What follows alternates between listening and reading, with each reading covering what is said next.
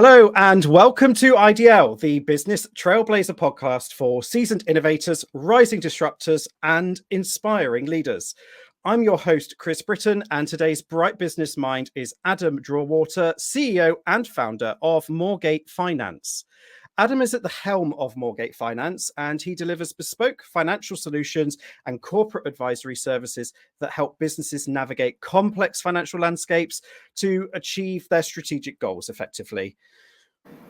All of Adam's expertise in corporate finance and debt advisory is making a significant impact in the financial world. As I'm sure you are too, I am keen to find out more. So let's kick things off. Welcome to the podcast, Adam. Thank you. Thank you for having me. What does all that mean in English? Everything I just said: strategic financial solutions, helping people navigate a really complex landscape. Let's put that into a Pandora's box and open it. Yeah, I mean, really, what we're here to do and what I do is help businesses grow, develop, survive, and really try to make them as efficient from a financial point of view as we can. We often help people who are looking to grow and develop the business or pivot into a new field and develop that. So what we're kind of there to do is help people achieve their ambitions and their goals.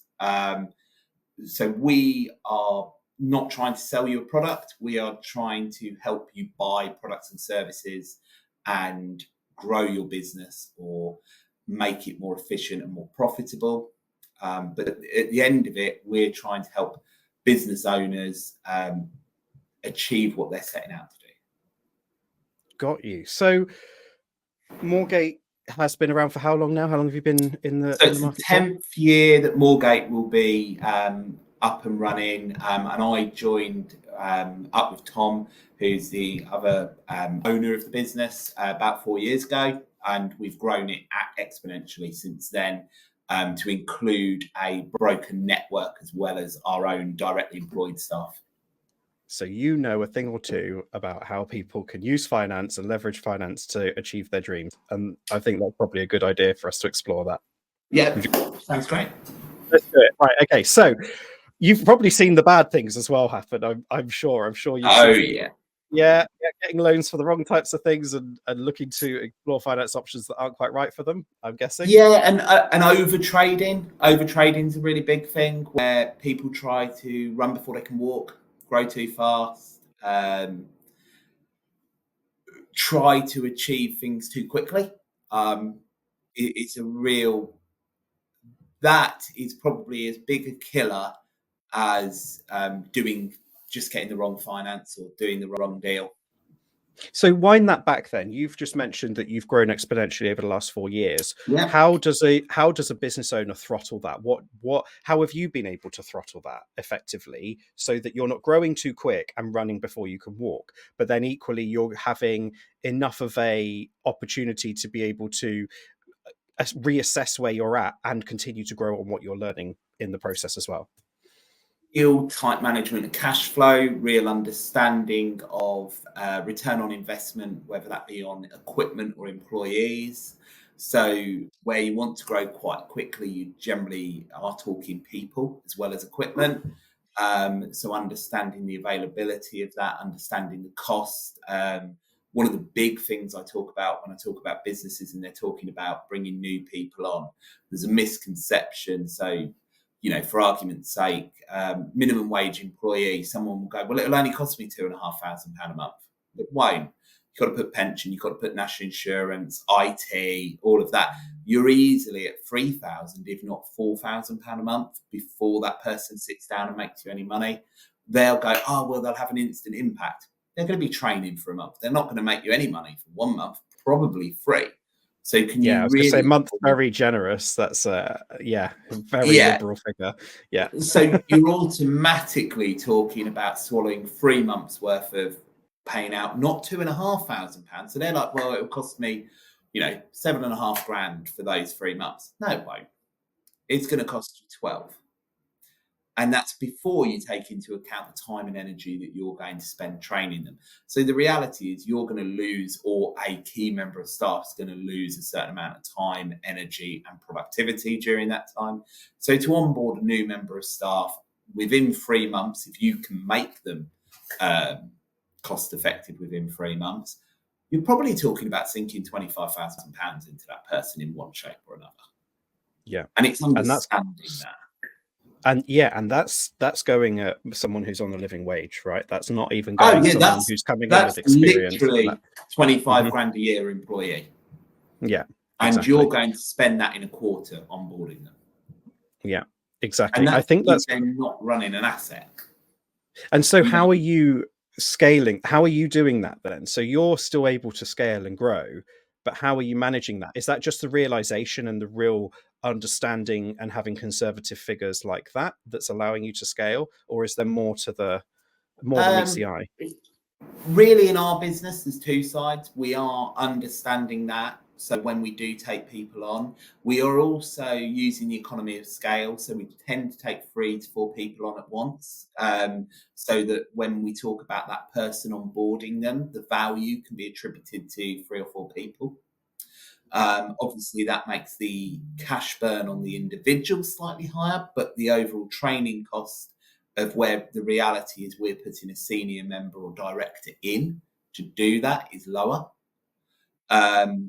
We are also then, what we've been quite good at is where we created our broker network. We're picking up the more experienced, probably older previous generation of brokers who haven't moved with IT or don't want the high office costs, because what we're able to do as a larger finance company is have a wider panel of lenders and products. So we are inviting people to join us as what we call an appointed rep, but basically their own brand, self-employed, which means, but very experienced people. So, 10, 20 years experience, which means they don't need the training. What they're really leveraging is our relationships with our funders and our back office, which again reduces down the marginal cost of our back office staff.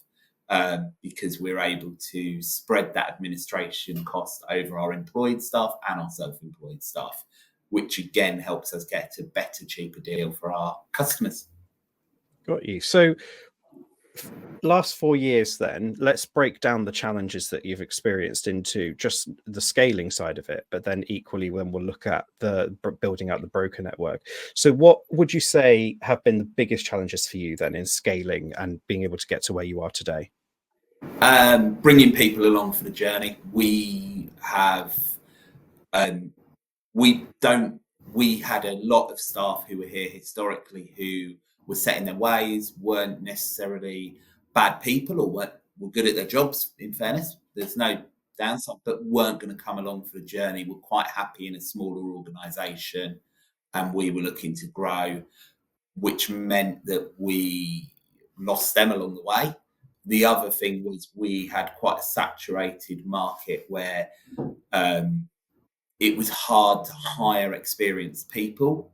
So we had to develop our own training program and onboarding program. So now the majority of our staff that are employed were trained and developed by us in our ways and how we do it.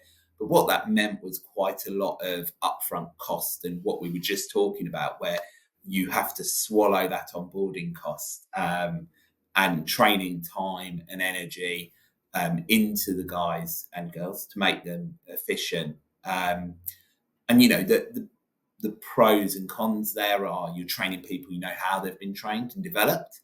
The downside is it takes them longer to get up and running, and that will have an impact on your P&L. So you can say you're in a growth stage, or you know that that's not going to be as an effective year as if all those people were experienced. The big benefit is we've been able to rebuild the culture of the business, change a lot of the way things were done, onboard new technology and computer systems without as much of the heritage and legacy stuff stuck in there, which means a lot of our staff now, because they were trained by us, because they've only dealt with our computer system. There's no, oh, we used to do it so and so way. It's kind of now very much an embedded, and we've got a much tighter group of individuals working for the business who are more collaborative rather than competitive against each other. And that's quite a hard culture to develop in sales, because sales tends to be quite competitive against one another. Yeah, of course, naturally. So what about the brokerage side of things then? How have you been able to, or what challenges have you experienced when you've been growing that out? And how does that compare to the initial side of the business that you started growing? So the broker network side, which is more for developed, experienced people, straight away, the product we launched is more expensive than most. But it's a different offering. We intentionally went for a more service-driven product out to the market. So most of the networks out there allow their members to leverage the lender panel they have. So effectively create a group buying power. What we decided to do was really focus on being what we call full service, but really that full service falls into full back office. So you have administrators working with you who salespeople are great at sales, but usually rubbish at admin. So what we did was separate that out and say to these people, look, be a great salesperson, spend time with your customers, understand your customers, still write out the proposals that go to lenders and all that, but let us deal with the lenders, let us deal with the documentation, let us deal with all the KYC. So really make their role the enjoyable part that salespeople get out of it, of spending time with people, spending time thinking up the strategy to help that customer, but take away that administrative burden that slows them down, and pass that on to competent and efficient admin people who can really speed that process through and get it right first time. So when we went out, the problem was being more expensive and having to sell the idea that actually we're going to do all your admin, guys. Just let us take it off you. And a lot of these people have been dealing with the lenders direct and things like that. But actually, we had the benefit of having both our direct team and theirs. So we got to understand the lenders better, and we got to understand better quirks. Plus, the benefit of being a bigger organization is you are giving more deals to the lenders, so you get preferential rates or service. So, I can go, I really need that back within 2 hours. Whereas if you only send them a deal once a year and you ask for that, they might go, we're really busy. Yeah, understandable.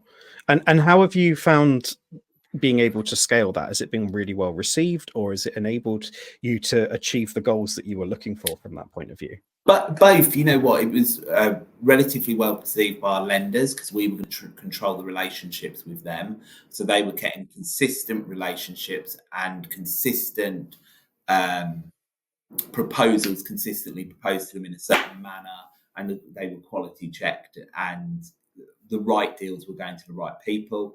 The scalability, you know what, we're not for everyone, and we do tell people who come to us and go, well, I still want to be able to do X, Y, and Z, but that's not how we work. Really great speaking to you. This network and this network offer that. Perhaps you should go talk to them, and we'll point them that way, because we're not trying to recreate that, if that makes sense. We're trying to go, okay, look, we're slightly different. But it was relatively well received, but we're not going to be the product for everyone, and that's okay. Yeah, and you want people to stay in their lane and go with you want to stay in your lane, stick with what you know, what you're comfortable with, what's working for you. And ultimately, when you start flexing things, I think that is another area where things can go wrong for businesses, because they're trying to be something that suits everyone effectively. And I think you've nailed that. I think trying to be all things to all people just doesn't work. That's the saying I was looking for. All things to all people. Couldn't think of it then. And we know who we are and what we want to do, and we're okay with that. We want to be one of the biggest at what we do. Probably, top 5 in the country would be a nice position to be in for us. And we want to grow and develop, and we want to help people grow and develop as well. So where we've taken on some of these self-employed individuals, they've now hired other people to work under them. So we are looking to do that, and we really are keen to help them. So we help them with some marketing support and guidance, and we're actually keen to help them grow and build their brands as well, because we're quite happy for them to be their own people and own brand, own impression, and specialist within their remit, rather than kind of have to fall under our our colours, if you like, and branding. Absolutely. Okay, so we started talking about this just before the recording in our preamble, shall we call it? And one of the things I think would be quite interesting is something that the audience members will want to know is what because it's all very well hearing it from your accountant, but what's your opinion of when it's the right time for a business to look at finance? Because there are lots of different positions that businesses can be in. So you could be a very cash rich business, you could be a business that has lots of peaks and troughs, very seasonal, blah blah blah. So as a general rule of thumb, when would you say, and what types of business should be the businesses that should be looking at finance if they're not already, for all the benefits that they can have? I don't think there's a right or wrong to the type of business. Cash-rich businesses are well known for taking finance, as are, shall we say, cash-strapped. Generally, capital expenditure. So you're looking to buy a business asset that will last a set amount of time. So if you are buying a truck, my background's a bit haulagey, well, that's going to last you 3-5 years. So spreading the cost over that time period can A, be tax efficient, and B, it means you're repaying it at a later date when inflation will have taken the value out of that pound. Plus, it allows you to keep a stockpile of cash in your business for the new driver or any other costs that may come up.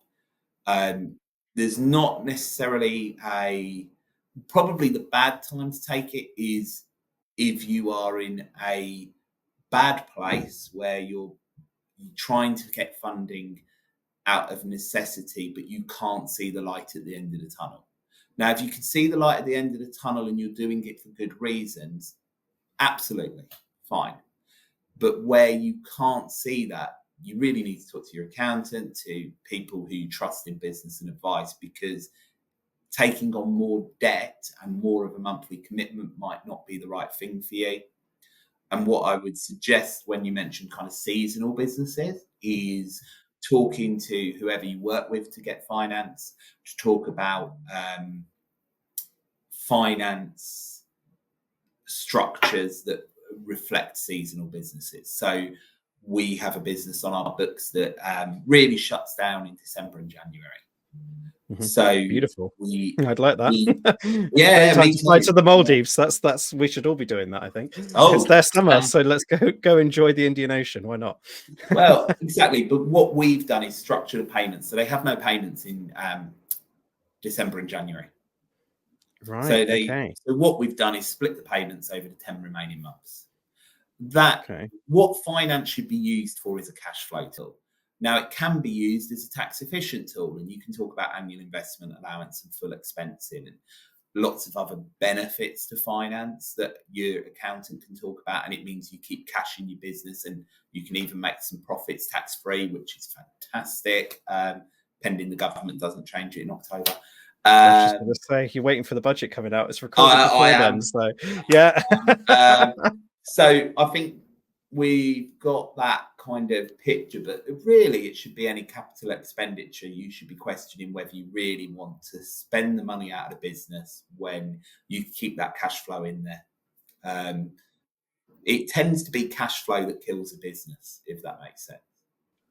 Yeah, so it's not always the idea or that they've had a bad customer or something like that. It's the real catalyst behind a business failing is cash flow. But then what you're saying is it's not always right to throw good money after bad. And if you can't see that you're going to recover from that situation because it's had such a detrimental impact, that's when you need to reconsider things.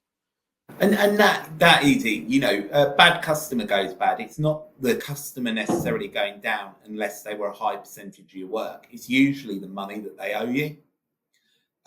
Now, if you're letting a customer pay you on terms, so like 30 days, 60 days, 90 days, now lots of businesses don't even know or don't even use invoice financing, and some don't want to. Completely get that. It is an option that brings your cash flow up to day one, but one of the add-on benefits to invoice finance, which you can take separately, so you can take it in isolation, is bad debt protection. And this means if a company goes insolvent on you and effectively can't pay you, it's an insurance effectively. And I find a lot of businesses either don't understand invoice financing or debt protection, or it's got such a bad reputation from the late 80s that they don't understand the benefits of it nowadays. You know, if you worked for a nameless large supermarket, you might be on 120-day payment terms.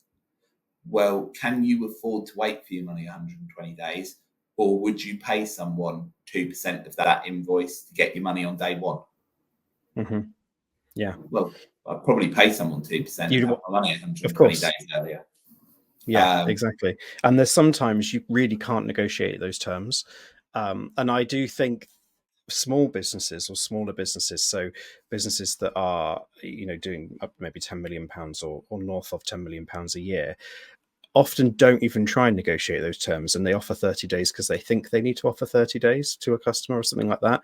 And that, for me, that was one of my biggest learnings, is actually, let's whack it down to 7 and see what happens. Not one business grumbled or complained or had any issue with it, and we just got paid sooner, which was great for us. Of course, you've got the people who still have a bit of a liberty and just go a bit rogue with that and still put it in at 30 days. But actually, the cash position is great from that because you're getting paid 7 days after you issue an invoice, which is splendid. But people don't often challenge the go back to the basics, and even they just assume that someone's going to want 30 days on an invoice. Yeah. You know what? I had a business that was working for a big contractor, was weeks away from going insolvent. We quickly sorted them some money to make payroll, because if their staff had walked out, that would have been the end of the business. And then within the time period, they didn't have an invoice finance line, but they were struggling to make payroll each month, and they had 2.8 million in their debtor book tied up just on 90 days terms. Wow, that's insane. So we released 2 million of the 2.9 to them. And suddenly you've got a completely different business where you haven't got management who are stressed about debt. You haven't got management wondering how they're going to pay the staff. You've got a business where they can actually get on with making more money rather than stressing about which bill's getting paid this week. Mm-hmm. Exactly. And I've seen both sides of it, because we've been the recipient of that before, where we're chasing an invoice and it's like, well, we can't pay you this week, but it'll have to be on next week's payment run, and because they're waiting for something to hit, you know, you can see both sides of it. It's unfortunate, but and especially from a marketing side of things, I think what people do is they invest and commit to something that they can't quite afford sometimes, because they think, well, it will just bring me in the money to be able to pay the invoice. And we've heard those kind of reasons as well. So you can see people's logic, but also I think people forget what their turnaround time is. Well, I can as well, because, you know, I see it both sides. When you talk about marketing, I see businesses that the first department first expense they cut is marketing. But unless your problem is cost of materials or something like that, there's no business that can't. Unless your problem is you can't deal with the customers you've got, generally the business problem is there's not enough coming through the top. So it's hard, but it's probably actually your operations staff that's you've over-egged if you haven't got enough business to keep them on, rather than the marketing. But people don't see it that way, because it's very hard to, in most businesses, tangialize the exact benefit of marketing directly attributable to each sale. Yeah, and also I think people forget how long they get a lead in and they turn that into an inquiry, but actually their sales cycle is quite significant. So while you may think it's going to have an impact, and it will have an impact, you drive results. Ultimately, it can take longer than expected to actually close that deal. So that's often forgotten as well, I think, from that I point of think a view. lot of people, I think you're right, it's often forgotten. What I actually think you'll find is lots of people don't understand their sales funnel, or their sales funnel has changed and developed over time. So just because you understood your sales funnel 10 years ago doesn't mean it's the same sales funnel now.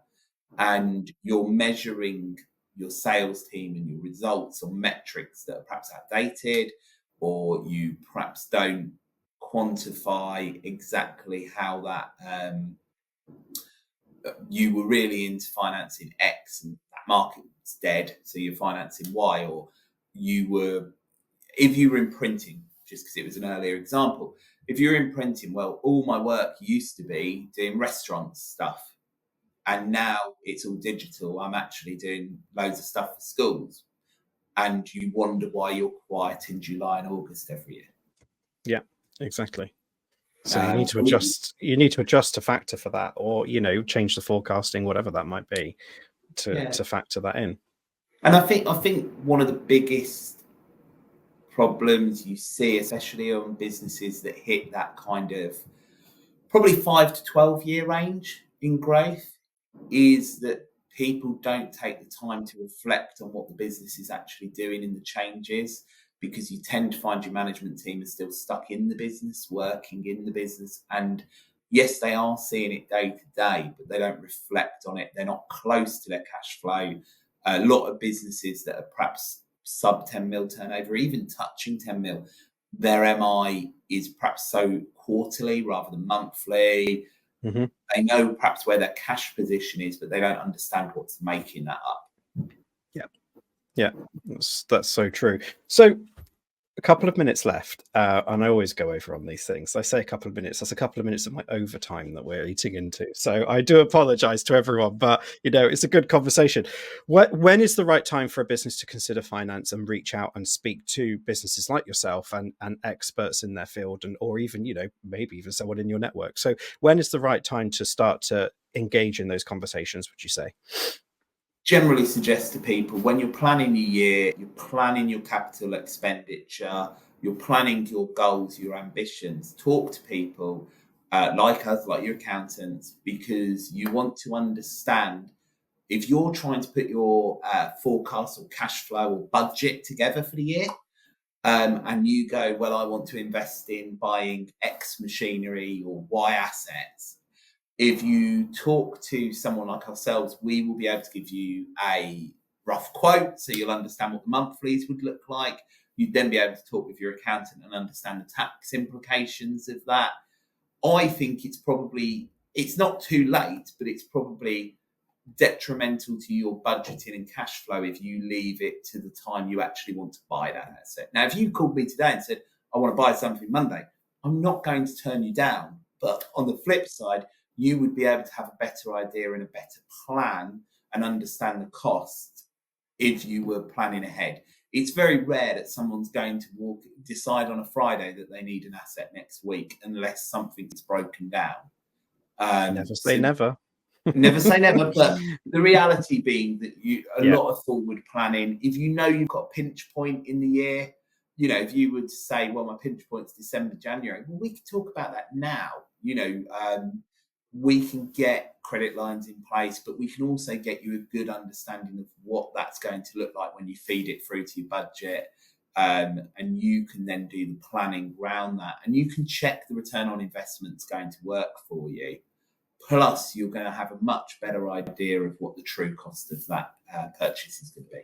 It's going to be, yeah. And it's always good when you've got time to plan, because, if you fail to plan, prepare to fail. That's what they say, isn't it? So there we go. Anyway, thank you very much. That's been really, really insightful. Any other words of wisdom or anything else that you thought, it would have been good to have covered that off that we should include? Or have we really kind of given a good overview there of what your experience is and the value you can add? The only thing I'd add is you find a lot of people who grow big businesses and get to multi-million pound turnovers, who then become really scared of asking questions of people they work with. I'm not an expert. Why do you think that is? Sorry to interrupt you there. Why do you think that is? they don't, because they don't want to. They want to come across as a confident, experienced business professional. They want to give that impression that they already know it. They've grown a multi-million pound business and they're very successful. And I agree, they are. And in the same way, I won't pretend to know about my customers' businesses. And I ask lots of questions, by the way, when I go in to see them. And some of them, especially if they're like brewery, distillery and things like that, really interesting businesses, I'm going to ask loads of irrelevant questions because I'm nosy.